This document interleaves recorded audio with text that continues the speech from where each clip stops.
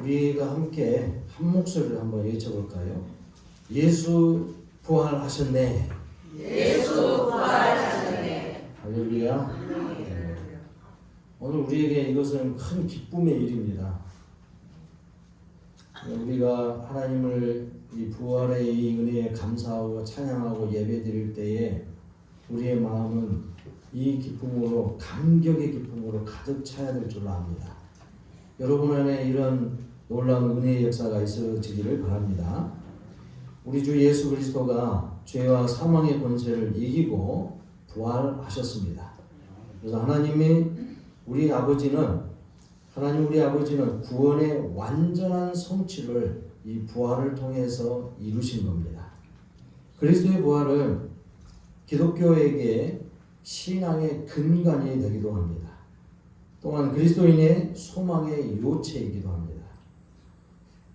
그리스도의 부활이 없으면 그리스도의 십자가도 헛된 것입니다. 그리고 우리의 믿음도 거짓된 것이라고 합니다.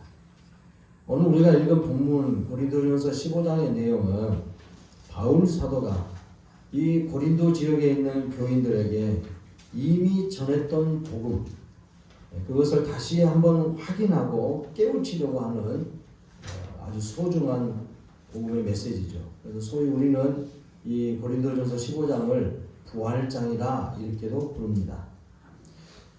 이렇게 이것을 복음의 내용을 다시 한번 전달하게 된 것은 고린도 교인들이 바울이 전한 복음을 잊어버렸어요. 고린도 교회에서 그 오랫동안 있으면서 여러 날 있으면서 전하였던 복음의 내용, 이 내용을 잊어버렸다는 거예요. 거기에다가 이제 그리스도의 부활을 믿지 않고 있다는 겁니다. 여러 날 예수님을 믿는다 하고 고백을 하고 세례도 받았는데도 불구하고 시간이 지나면은 그 믿음이 점점 더 굳건해지고 강해져야 하는데 이상하게 이 복음의 내용들을 잊어버리지 않는가 하면 복음 안에 있는다 하면서도 교회 생활을 하는데 예배는 드리는데 예수님의 부활에 대해서 안 믿는 거예요. 십자가의 은혜는 믿는다 하면서도 부활을 안 믿는 거예요. 도무지 안 믿는다는 겁니다. 그래서 이런 부분들을 다시 한번 상기시켜 주는 거죠. 오늘 우리가 읽은 말씀의 3절 4절에서 보면 복음이 어떤 것이냐 하는 걸 분명하게 가르쳐 줍니다. 같이 읽어볼까요? 15장 3절 4절. 이게 복음의 핵심입니다. 그리고 이걸 보고 복음이라고 그러는 거예요. 자, 같이 읽습니다. 시작. 내가 받은 것을 먼저 너희에게 전하였노니 이는 성경대로 그리스도께서 우리 죄를 위하여 죽으시고 장사되신 바 되셨다가 성경대로 사흘 만에 다시 살아나사. 아멘. 이게 복음이에요. 우리는 이제 그 단어만 생각하면 복된 소식 이렇게 말합니다. 또는 복된 소리, good news 또는 gospel. gospel이라는 말은 영어로 God하고 spelling이라는 말이 같이 써진 거거든요. 합성된 용어인데요. gospel 이건 결국은 하나님의 말이라는 말이거든요. 하나님의 말이다. 하나님의 말씀이 육신이 되어 우리 가운데 오셔서 인류를 구원하기 위해서 우리 인류를 대신해서 대표해서 그 하나님의 아들 되신 분이 사람으로 오신 예수님이 대신 십자가의 고난을 당하고 죽으시기까지 하셨다가 사흘 만에 다시 살아나신 부활하는 것입니다. 이것이 복음이에요. 아멘. 네, 이 복음을 잘 믿으면 하나님이 이루시는 구원의 일을 얻는다 하는 것입니다. 그래서 요한복음 3장 16절에서 그러잖아요. 한번 해보실래요? 요한복음 3장 16절. 예전 버전으로 아마 다들 기억하고 계실 거예요. 자, 초두는 제가 한번 운을 떠드릴게요. 하나님이 세상을 시작. 하나님이 세상을 이처럼 사랑하사 독생자를 주셨으니 이는 그를 믿는 자마다 멸망하지 않고 영생을 얻게 하려 하십니다. 아멘. 예수 그리스도의 삶과 죽음과 부활과 승천 그리고 다시 오실 재림에 대해서 믿는 것이 복음을 믿는다는 것이에요. 이게 복음입니다.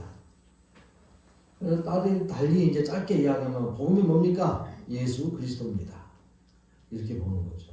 예수가 그리스도다는 말이에요. Jesus is Christ 말이죠. 예수가 그리스도다. 우리가 그래서 이 믿음을 가지고 하나님을 섬기는 신앙의 생활을 하는 거예요. 예배를 드리고 성경을 읽고 전도를 하고 기도를 하고 이 이유가 뭘까요? 그 행위를 종교적인 행위를 다 하는 일은 하나님이 참 신이기 때문에 그분을 섬기는 행위이기도 하고 이 구원을 이루시는 하나님의 복음의 은혜를 통하여서 감사하면서 그 믿음을 놓치지 않기 위해서 그 믿음을 더 굳건하게 세우기 위해서 예배를 드리며 말씀을 읽고 어떻게 이 말씀을 잘 삶에 적용할 것인가 실천해 가고 전도를 하고 기도를 하고 성도의 아름다운 교제가 있고 소그룹도 모이고 그렇게 하면서 믿음을 세워가는 거예요. 더 굳건하게 세워가는 거예요.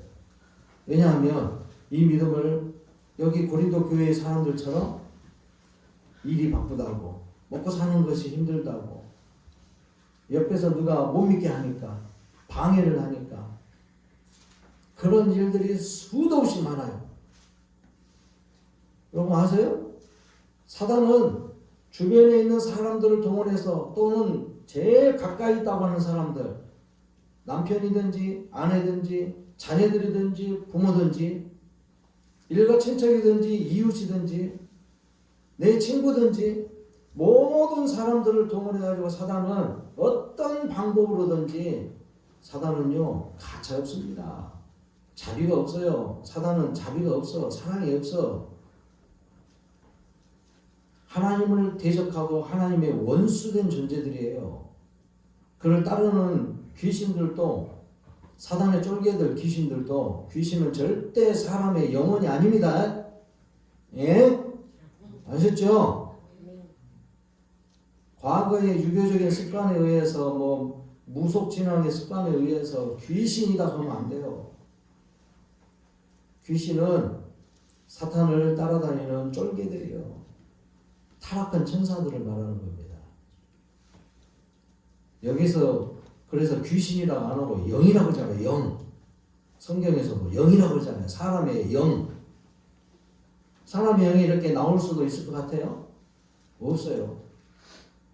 육신이 죽으면 땅에 묻혀지고 그 영은 하나님 품으로 안기든지 아니면 저 영원한 지옥에 저주받을 지옥으로 떨어지는 거예요. 가는 걸 딱 두 개밖에 없어요. 49제 드리고 그럴 필요도 없습니다. 중간에 그냥 어디서 거쳐가지고 재판받고 어디 들렀다 가고 그런 거 없어요. 천주교에서 말하고 불교에서 말하는 연옥도 없어요. 죽으면 거기서 두 길로 갈라져요. 그 영혼이. 그래서 주님이 다시 오시는 날 오늘 말씀에서도 본 바대로 그 육신도 부활해서 영과 함께 신령한 몸으로 변화돼서 예수님이 그렇게 된 것처럼 신령한 몸으로 변화돼서 믿는 자들은 영원한 신령한 몸으로 영원한 생명 가운데에 들어가게 되고 믿지 않는 자들은 신령한 몸이 아니야. 그냥 저주받은 영육의 그 어떤 형체로 그 사람의 형체로 그냥 영원한 저주받을 불못으로 떨어지게 된다는 것입니다. 영원한 고통 속에 있는 거예요. 우리가 이런 믿음 안에서 사는 것입니다. 그래서 모든 이 종교의 행위, 하나님을 섬기는 모든 행위, 이 신앙의 행위 또는 우리를 이제 성경적으로 표현하면 경건의 삶의 모습들이 다 이 복음을 확실하게 믿고 그 믿음을 더 굳건하게 하기 위한 아주 소중한 행위들이라는 것이죠. 이 고린도 교회가 이러한 복음의 내용들도 잊어버리고 그리스도의 부활을 믿지 않는 일로 인해서 바울이 이것을 다시 한번 확인시켜주기 위해서 이 15장의 내용들을 쓰셨다는 거죠. 죽은 자의 부활은 그리스도의 핵심 교리입니다. 그래서 바울은 역사적 사실로 그리스도의 부활하심을 증거하고 있고 그와 연관지어져서 죽은 자의 부활을 강력하게 증거하고 있다는 것입니다. 15장의 분량이 꽤 많죠.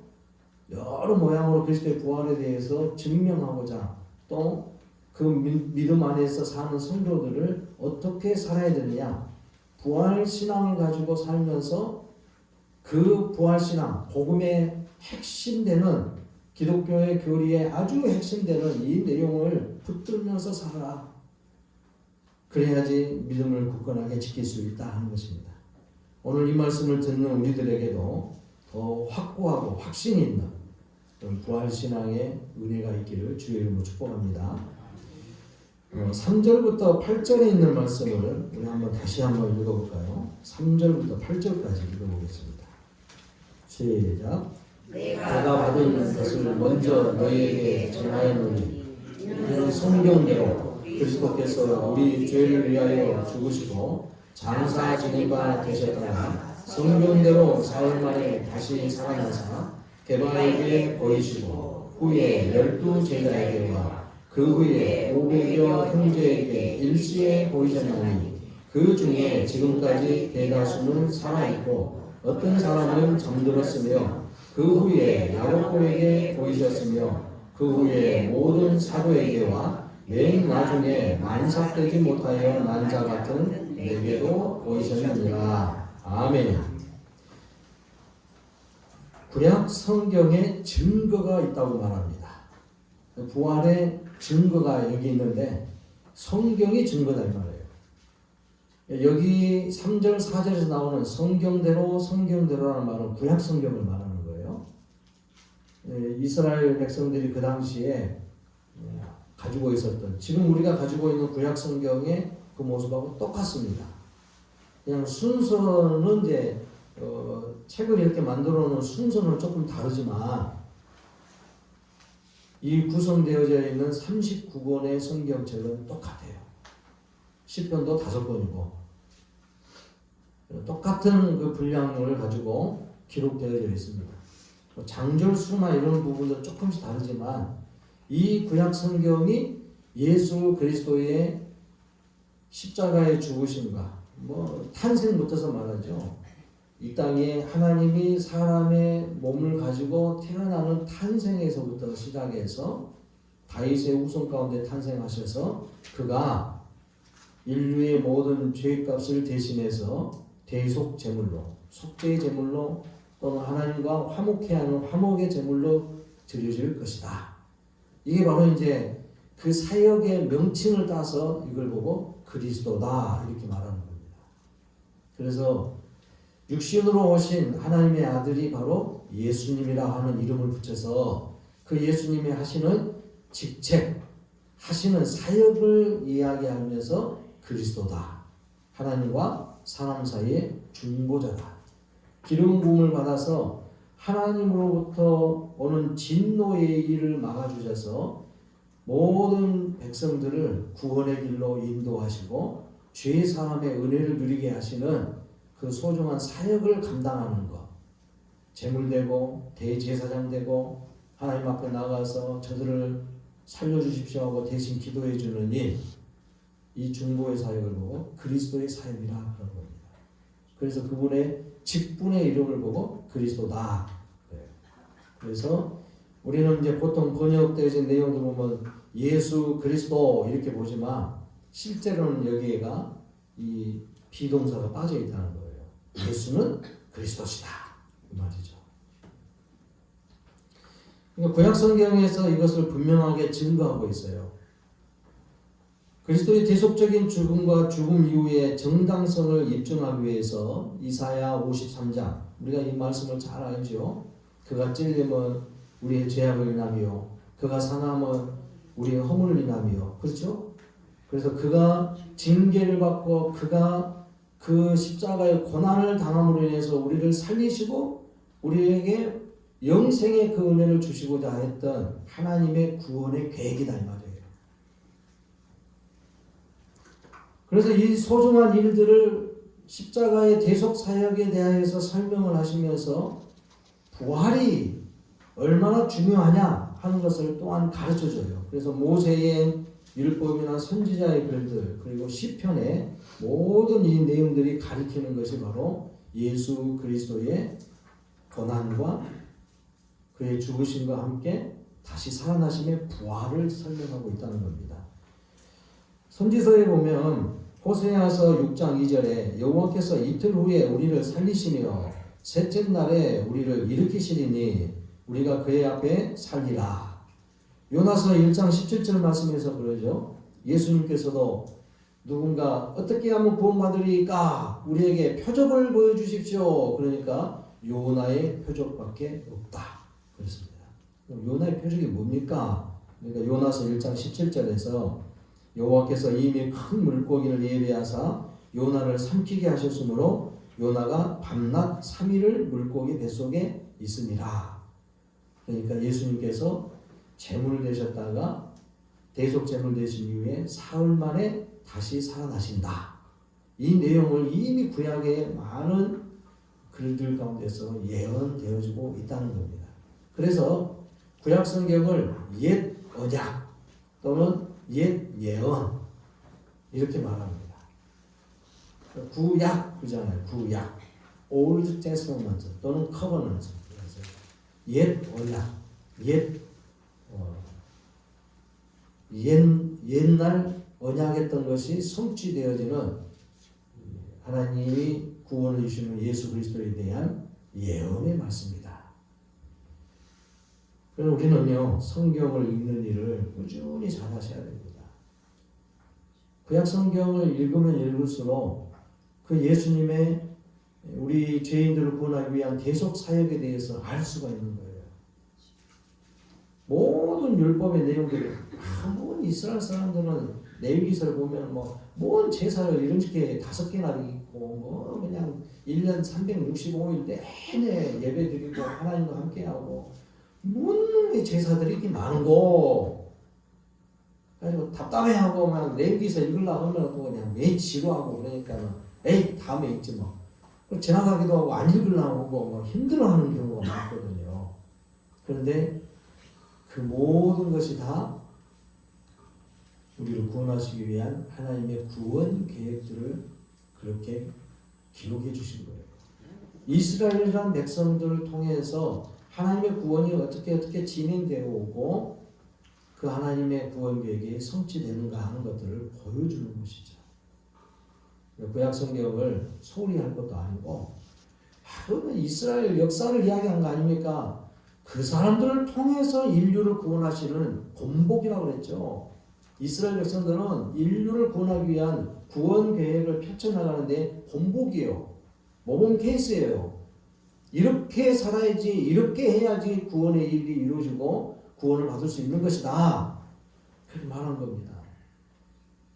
그리고 그 안에서 그 백성들 속에서 유다의 자손으로 다윗의 후손으로 오신 그리스도 메시아, 히브리 말로는 메시아라고 그러죠.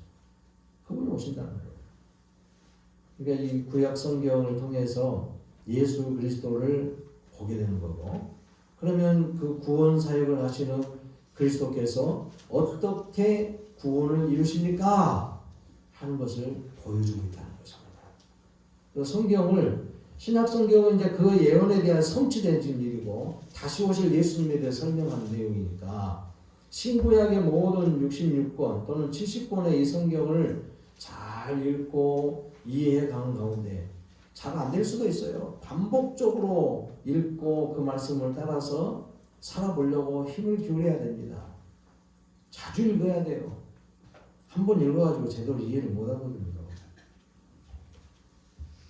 목사들도 똑같고 신학자들도 똑같습니다. 그러니까 자주 읽고 또 묵상하고 또 관계에 대한 참고 서적들도 읽어보고 참고해 가면서 하나님의 그 구원의 계획들에 대해서 더 잘 알아보려고 힘을 기울이는 거죠. 부활 신앙을 갖고 있고 이 신앙을 갖고 있는 우리 그리스도인들은 우리 모든 성도들은요 성경이 있는 일을 등한시하시면 안 됩니다.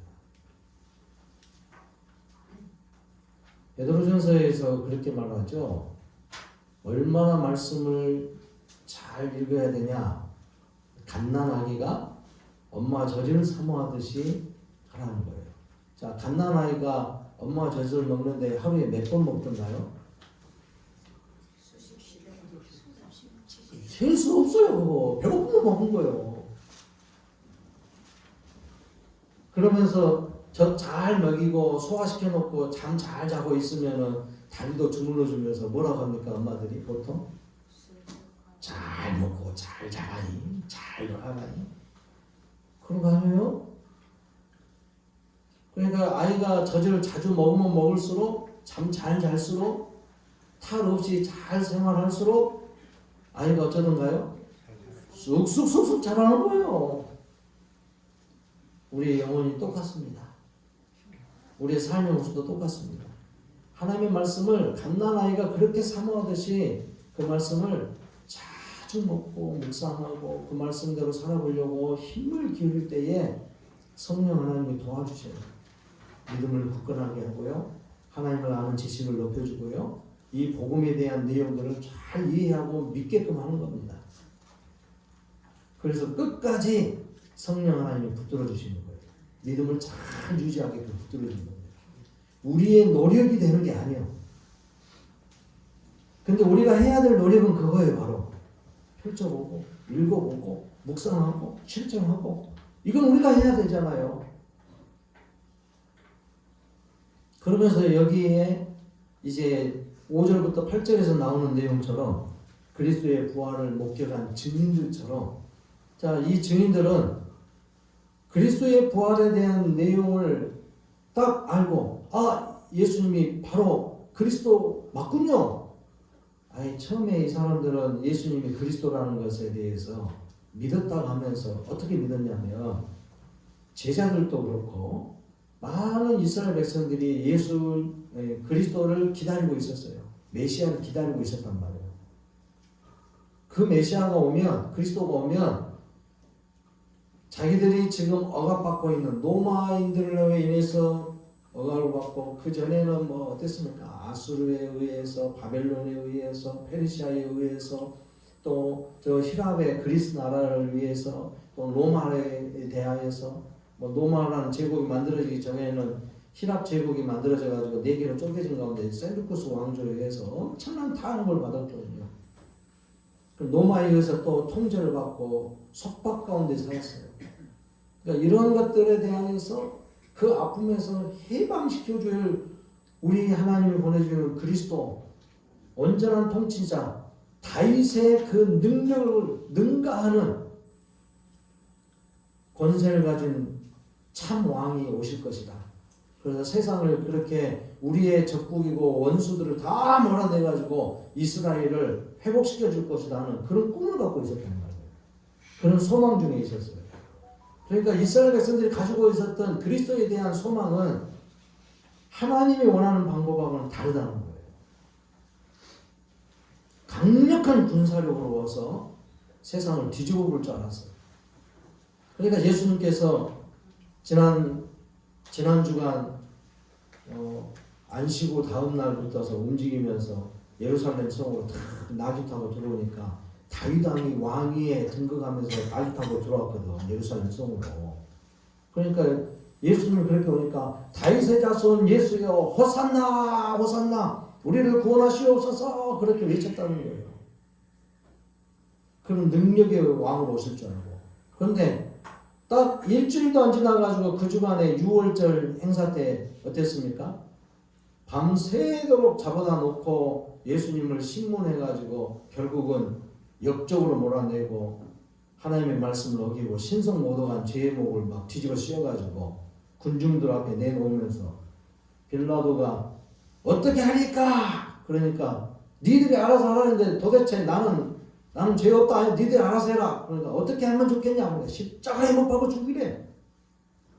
돈에 또 매수받아가지고 전부 거기에 모인 백성들이 예수님을 십자가에 못 박아 죽으래. 며칠 전에는 뭐라고 했습니까? 호산나 다윗의 자손이여 우리를 구원해 주십시오. 어서 오십시오. 환영합니다. 해놓고는 이제 십자가에 못 박아 죽으래. 자기들의 마음이 안 맞은가 봐요. 강력한 군대로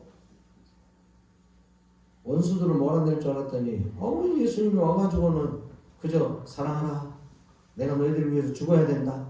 이런 말씀을 하니까 마음 귀에 안 들어오는 거예요. 자기들 생각은 그리스도의 조건은 다른 것이거든. 제자들마저도 똑같았어요. 그러니까 주님이 잡히시던 그 순간에 다 도망가 버렸죠. 베드로 혼자 어떻게 또 한번 해본다고 칼을 탁 빼가지고 그때 칼 하나 가지고 가가지고 당종을 빼서 그냥 휘둘러 봤지만 주님의 나라의 회복은 창과 칼에 있는 것이 아니라는 것입니다.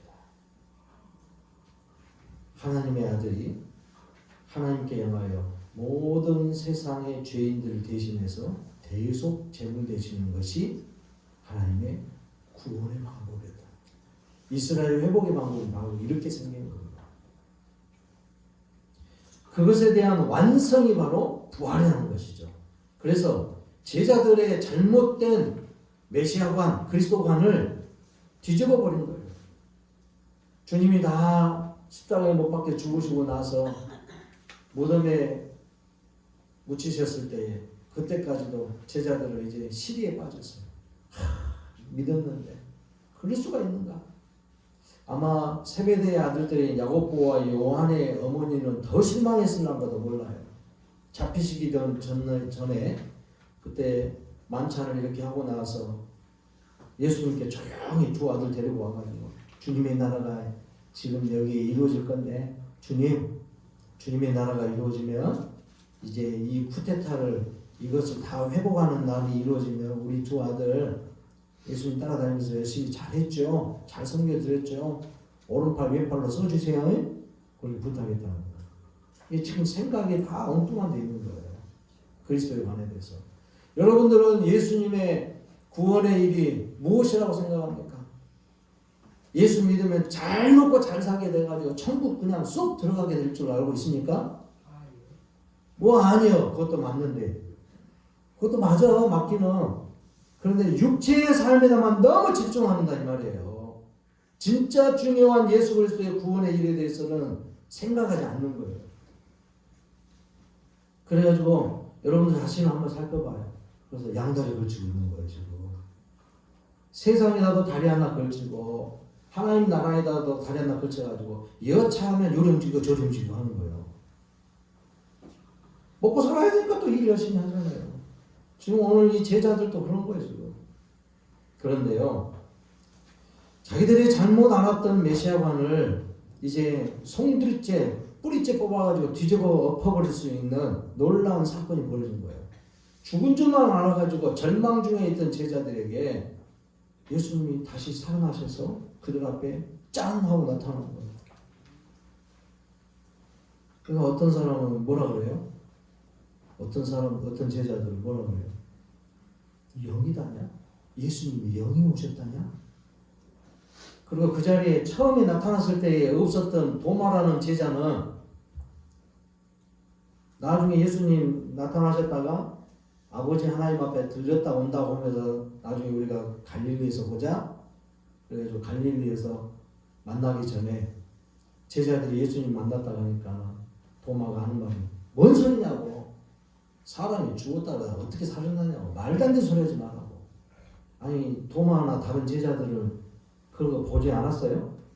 나사로를 나인성에 있는 나사로가 죽었다가 무덤에 묻힌 지 나흘이 됐는데도 불구하고 예수님이 그 나사로를 살려내는 일을 봤어요? 안 봤어요? 분명히 봤단 말이에요. 그래 놓고도 안 믿는 거예요. 여러분들은 예수님이 부활하셨다는 걸 믿습니까? 우리가 나중에 예수님이 다시 오실 때에 우리가 죽었었다 하더라도 화장해가지고 가루로 해가지고 싹 뿌렸다 할지라도 다시 살아날 것을 믿습니까? 여러분 이 믿음을 분명히 가져야 돼요. 아멘 하는데 옆에서 아멘 하니까 하신 분들 확실하게 믿으십시오. 그 믿음 분명히 가지셔야 돼요. 도마도 깜짝 놀랐잖아요. 그래서 모든 제자들이 이 사건을 보고 특히 난지 8개월 만에 낳는가 8삭중인가 7삭중인가 모르겠는데 사울이 자기 자신을 그렇게 보는 거예요. 그랬다고 이야기하더라고요. 그런데 이 사울이 바울이 어떤 사람이었습니까? 예수 믿는 사람들, 예수님을 잔해하고 예수님을 믿는 사람들 쫓아다니면서 잡아 가두고 죽이는 일에 앞장섰던 사람 아닙니까? 박해했던 사람이에요. 그리스도를 박해했던 사람. 그런데 그 일을 하러 가다가 다마스커스로 가는 도중에 예수님을 만나신 거예요. 부활의 예수님을 만났어. 그래서 사울이 완전히 자기가 생각했던 모든 개념들이 다 바꿔진 거예요. 그 제자들도 마찬가지. 부활하신 예수님을 만나고 나서 도마는 그 손에 못자국과 창자국, 옆구리에 창자국을 만져보면서 주님이 맞군요. 분명히 육신이 다시 살아나셨군요. 할렐루야 외치면서 이들이 자기의 생명을 다 바쳐서 바울 같은 경우는 특히 온 생애를 다 바쳐서 주님을 증거하는 일에 그 부활의 주님을 증거하는 일에 힘을 기울였다. 그것도 이방인들에게 향해서 자기 동족들은 제자들 다른 제자들이 있으니까 이방인들을 향하여서 하나님이 그를 그렇게 쓰셨다는 거죠.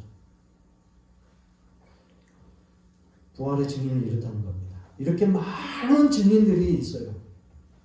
그래서 그리스도의 부활은 역사적인 내용에서도 그 예수 그리스도의 부활의 증거가 뭐가 있습니까? 딱 하나만 보면 무덤이 없잖아요. 빈 무덤. 무덤 없어요. 만약에 예수님이 부활하지 않으셨다면 전부 그 예수님의 죽으신 무덤 가가지고 맨날 가서 예수님의 죽으신 거 확인하고 와야 돼요. 빈 무덤을 우리는 보면 알 수 있는 것이죠. 12절부터 19절에 있는 내용에서 부활이 없다면 바울은 이것을 증거하는 거예요. 이 고린도 교인들에게 이것을 분명하게 증거줍니다. 부활이 없다면 첫째, 그리스도도 다시 살아나지 못하셨을 것이다. 그렇다면 우리에게 향한 영생의 일은 전혀 없는 것이죠. 둘째, 우리가 전파하는 것이 헛것이다. 예수 믿으세요. 예수 믿으세요. 영생을 얻읍시다. 죄사함 받아 영생을 얻읍시다 하고 이렇게 전하는 일, 헛된 일을 하는 거예요. 도대체. 제가 지난주에 그런 이야기를 했죠. 그러니까 그 사람들이 이번 주도 보니까 계속 하더라고요. 왜 그런가 했더니 가만히 생각해 보니까 어저께가 6월절이거든. 여러분 근데 이것은 콘스탄틴 대제가 그 서기력을 만들 때에 예수님 탄생하신 때부터 제가 서기력을 만들 때에 이 6월절과 성령 강림절, 신약에는 성령 강림절이에요. 구약에는 오순절의 내용이죠. 이것까지를 계산해가지고 유대력으로 해가지고 해야 되는데 음력 날짜로는 어떻게 계산 잘못한 거예요. 그러니까 지금 왔다 갔다 하죠. 물론 유대인 날짜로 해도 유대력으로 해도 좀 왔다 갔다 해요. 근데 유대인들은 철저하게 그 날짜를 계산하거든요. 아주 세밀하게 계산합니다. 근데 약간 다른단 말이에요. 그래서 3월달에 됐다가 4월달에 됐다가 왔다 갔다 하잖아요. 음력의 날짜를 계산하니까 약간의 변화는 있어. 근데 이제 그날을 구약의 성경대로 한다 그러면서 예수님 안 믿는 거죠. 그러니까 6월절을 지키자고 하면서 6월절을 지켜야 됩니다. 6월절을 지켜야 된다고 전하고 다니고 있더라고요. 그 하나님의 교회라는 사람들이. 우리가 진짜 하나님의 교회인데 여기서도 고린도전서에도 하나님의 교회라고 설명하죠. 잘못된 그런 그 신학의 개념과 예언의 말씀에 대하여서 엉뚱한 짓을 하고 돌아다니는 거예요. 그러니까 그 사람들도 그렇게 전한다 이 말이에요. 아니 예수님도 모르고 부활의 이 사건도 믿지도 않는 사람들도 열심히 그렇게 증거하고 다녀요. 근데 우리가 봤을 때는 그 사람들이 하는 것이 헛된 짓을 하고 있는 것이 오히려 지옥으로 열심히 데려가고 있는 거예요. 지옥 가야 됩니다. 지옥 가야 됩니다 하는 거예요. 그걸 말을 바꿔가지고 6월절 잘 지켜서 하나님 나라 들어갑시다. 천국 갑시다 이런 소리하고 똑같은 거예요 지금. 그게 지옥 가자는 소리예요. 그 사람들 마음. 현혹되지 마세요. 신천지, 하나님의 교회, 몰몬교, 제7의 안식일, 예수 재림교, 정명석, 이번에 보니까 복음 엘리야 선교회, 아이고 또 저기 박옥수라고 하는 사람이 하는 거 있죠. 박옥수라고 하는 사람. 그 사람이 하고 있는 거기가 무슨 선교회지 거기도 다 선교회라 그래. 아무튼 아주 성경 가르쳐 준다고 하고 이런 것이 헛된 것이 된다는 거예요. 셋째 14절에 보여준 것은 우리의 믿음도 헛것이다. 만약에 부활이 없다면 아무것도 아니라는 거예요. 또 넷째 15절에서 우리는 거짓 증인들로 드러날 것이다. 나중에 이단들처럼 드러나는 거예요. 과거에 90년도 초반에 그 다미성교회가 했던 거 보십시오. 92년도 10월 28일 날 예수님이 어느 교회 예배당에 그쪽으로 오신다고 해가지고 얼마 안 남았으니까 전부 다 학교 다니는 사람 학교 그만둬버리고 하고 대학도 자퇴도 그런 것도 안 해. 그냥 와버려 그냥. 직장 다니는 사람들 그냥 직장 때려치우고 와버리고 그저 앉아서 기도하고 있으면 나도 구원해 주십시오 하고 기도만 하고 있는 거예요. 그리고 집이나 뭐이나 재산들 전부 다 팔아가지고 교회다 쫙 갖다 다 바쳐버리면서 이런 거 필요 없다고. 하나님은 교회가 알아서 하시라고 다 갖다 줬고. 근데 10월 28일 날 예수님이 안 와버렸네. 그러니까 뭐라고 생각하세요? 때문에 계산을 잘못했다고. 그리고 12월 얼마나 때 온대 또. 그때 또 안 와버렸어. 그래가지고 난리가 나서 그 사람들이. 주님이 오신다 해놓고 왜 안 오냐고. 좀 기다리라고. 조금 기다리라고. 좀 늦는 것 같다고. 차가 밀렸다고. 이딴 소리만 하고 있는 거예요.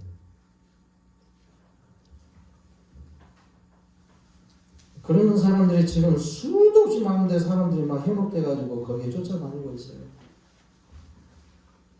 초기의 교회도 그랬습니다. 초기의 기독교회 안에도 그런 사람들이 하도 많았어요. 그리고 다섯 번째, 그리스도가 살아나는 일이 없었을 것이다.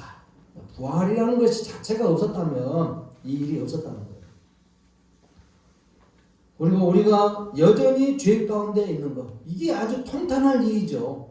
예수 그리스도의 십자가의 죽으심으로만 딱 끝나버렸다면, 부활이 없이 그 죽으심으로만 끝났다면 우리는 여전히 아직도 죄 가운데 있다 이 말이에요. 왜요? 과거에 구약 성경에서 보여주는 제사법 중에서 속죄 제물을 드릴 때 그랬잖아요. 자, 오늘 죄를 지어가지고 하나님 앞에 나와서 속죄 제사를 지냈어. 그래, 용서해 줄게. 그러면 그 다음날 또 죄를 지어. 그래가지고 또 갖다 죄 속죄 제물을 또 드려야 돼. 그러고 나서 할렐루야 감사합니다 하고 나오는데 그 다음에 또 죄를 짓는 거예요. 그러니까 또 가서 제물을 바쳐야 돼. 그러니까 항상 죄가 남아있잖아요. 끊임없이 죄를 지을 수밖에 없는 존재들이거든. 인간은 죄 안에서 살고 있는 거예요. 우리 안에서 죄가 끊임없이 나오는 거예요. 그러니까 끊임없이 속죄 제사를 지내야 돼. 그러니까 아직도 죄가 남아있는 거잖아요. 그런데 이런 것들을 완전히 없애버린 거예요. 주님께서. 그래서 예수 그리스도를 구주로 믿으면 그의 부활의 놀라운 능력으로 우리 안에 죄가 완전히 소멸된다는 거예요. 이 땅에 그러면 아직도 죄가 남아있는데 그럼 어떤 겁니까? 아직 남아있는 거예요. 확정을 지어줬다 이 말이에요. 확정을. 그래서 집행되는 날은 언제예요? 예수님이 다시 오시는 날. 그때 완전히 그 일을 집행하는 거예요. 이제. 그러고 나서 죄 없는 몸으로 하나님의 거룩한 나라에 들어가는 거죠. 여러분 천국은 죄를 가지고는 들어갈 수가 없어요. 근데 그것을 예수 그리스도의 십자가의 은혜로 믿는 자들에게 그걸 확정 지어준 거예요. 너 천국 갈 수 있어. 내가 그렇게 보증해 줄게. 성령께서 예수 그리스도의 십자가의 보혈로 깨끗하게 씻겨준 것을 보증시켜주면서 예수님의 부활로 내용으로 인해 확정을 지어준 거란 말이에요. 예수님의 부활이 없으면 그걸 확정 줄 수가 없어요. 그래서 거룩한 백성 되어져서 천국 간다는 것이죠. 부활이 없으면 아직도 우리는 죄 가운데 있다. 18절 말씀에서 그러죠. 주 안에서 죽은 자도 많을 것이다. 결국 멸망이죠.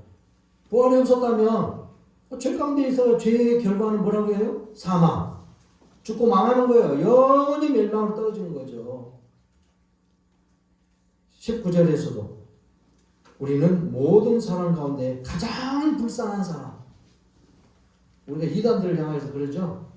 아, 진짜 불쌍하네. 왜 저렇게 저것을 못 믿을까? 정말 불쌍하네, 저 영혼이. 여러분, 그런 마음도 가져야 되겠죠.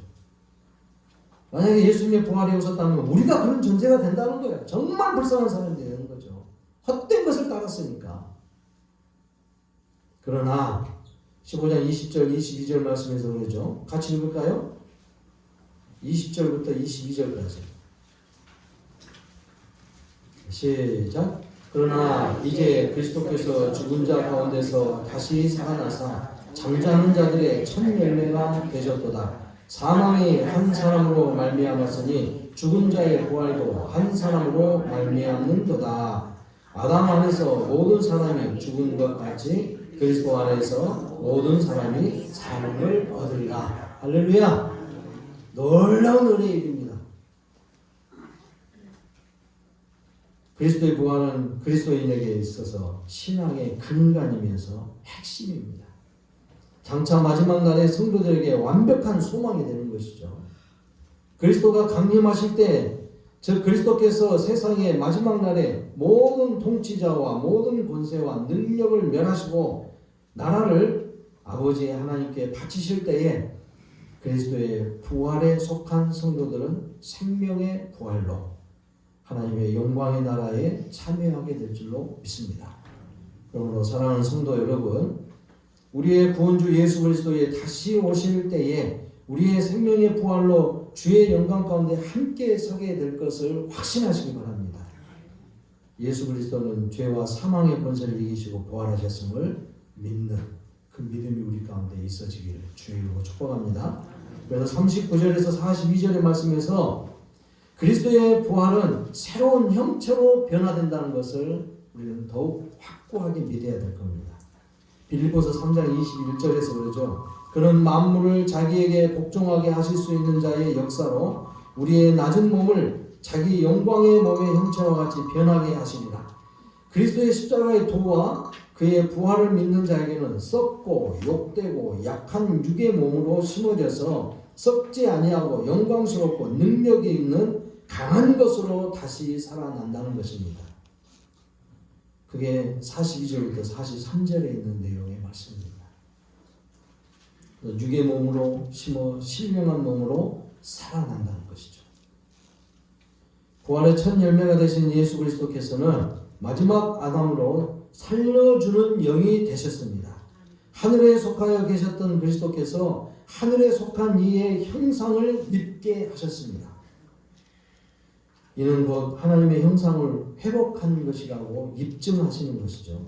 그리스도의 다시 오시는 날에 순식간에 화려히 변화될 것입니다. 그러므로 그리스도인은 혈과 육에 속한 땅의 것으로 영생과 하나님의 형상을 이룰 수 없음을 알아야 됩니다. 땅에 속한 것으로는 하늘에 속한 신령한 하나님의 나라에 들어갈 수가 없는 것입니다. 여러분, 그리스도의 이 부활을 십자가의 구속의 은혜와 부활을 믿는다고 하고 그래서 영생을 얻었다고 하는 믿음의 사람들은 세상에서 먹고 살아야 되니까 이것도 해야 되지 않냐고 먹고 살아야 되죠. 그런데요, 이스라엘 백성들이 이집트에서 나와가지고 광야에서 돌아다닐 때에 하나님께서 뭐라 하겠습니까? 가나안 땅에 들어가서도 마찬가지지만 지금도 하나님의 말씀으로 살아라 그랬습니다. 하나님의 말씀으로 살다 보면 먹는 것은 다 책임져 주신다는 거예요. 그래서 광야 40년 동안에 그것을 확고하게 보여줬잖아요. 아침에 일어나 보면 만나가 떨어져 있고 그래서 그거를 거두어다가 잘 빻아서 음식을 조리해서 먹으면 되고 고기가 먹고 싶다고 하니까 고기도 갖다 주고, 물을 마시고 싶다니까 반석에서 물이 나오게끔 마시고, 그냥 그 광야 40년 기간을 그냥 그대로 먹고 사는데 걱정 없이 만들어 주셨죠. 똑같았습니다. 가나안 땅에 들어가가지고 똑같아요. 거기 안에서 뭐 농사도 지어야 되고 목축업도 해야 되고 똑같아요. 광야 생활은 똑같잖아요. 목축업 했잖아요. 그런데 물이 있게 하고 풀밭을 찾게 만들고 그래서 양, 소 잘 기르게 했어요. 그걸 가나안에서 똑같이 한다는 거예요. 똑같이. 직장을 어떤 데 갈까, 먹을 거 어떻게 할까, 뭐 이런 거 걱정 안 해도 된다 이 말이에요. 그래서 그걸 위해서 막 시간을 보내고 말씀을 제껴놓고 예배 드리는 거 제껴놓고 하나님 섬기는 거 제껴놓고 그렇게 한다고 해서 복 받는 것이 아니다 이 말이에요. 그런 일 열심히 했다고 해서 나 주님 내가 먹고 사는 일도 열심히 하면서 하나님 앞에 예배도 드리고 내가 수혈도 안 빠졌습니다. 근데 나를 보고 왜 천국에 못 들어간다고 합니까? 그러면 여러분이 따져봤자 아무 소용 없다 이 말이에요. 그 힘으로 천국 가는 게 아니라는 거예요. 그 힘으로 영생 얻는 게 아니라는 거죠. 사랑하는 성도 여러분, 예수 그리스도의 부활은 장차 그리스도의 대속의 은혜를 믿는 성도에게 신령한 몸으로 호련히 변화될 것에 대한 완전한 소망이고 하나님의 형상을 회복하는 것에 대한 신앙의 근간이 되는 겁니다. 그래서 부활 소망으로 새로운 형체로 변화된 것을 확신하면서 이 땅 위에서 육체의 삶에 대하여서 관심 갖기보다 그리스도의 십자가의 구속의 은혜로 죄 사함을 받아서 그것을 확정 지어준 그리스도의 부활의 은혜에 대한 확신 있는 믿음을 가지고 하나님의 영원한 나라에 대한 소망을 놓치지 마시기 바랍니다. 그래서 이 땅 위에 사는 날 동안에 우리의 삶에 변화되어진 이 모습, 새 사람이 된 이 모습을 가지고 세상의 육신의 삶에 대하여서 집중하지 마시라고 합니다.